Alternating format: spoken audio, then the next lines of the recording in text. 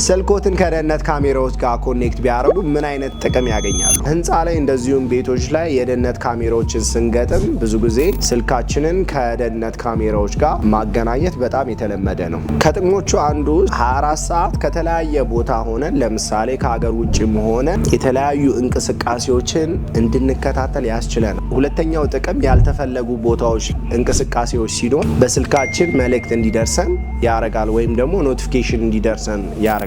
ከዚህ በተጨማሪ ሰራተኞች ለምሳሌ የሚገቡበትን እንደዚሁም የሚወጡበትን ሰዓት በቀላሉ እንድንከታተል ሊያደርገን ይችላል። በመጨረሻም እንደዚሁም በዋነኝነት ምዝበራ ወይም ስርቆት በሚያጋጥምበት ሰዓት ካለንበት ቦታ ሆነን ቪዲዮውን ለፖሊስ በመላክ እንደ ማስረጃና እንደዚሁም እንደ መረጃ እንድንጠቀምበት ይረዳል። ስለዚህ እንደዚህ አይነት አስተማሪ ቪዲዮዎች ለመመልከት እንደዚሁም ነፃ የሲኪዩሪቲ ካሜራ ገጠማ የምትፈልጉ ከሆነ ሱፐር ሲኪዩሪቲ ሶሉሽን ብላችሁ ከስር በማስቀምጥላችሁ ስልክ በመደወል ልታገኙ ትችላላችሁ።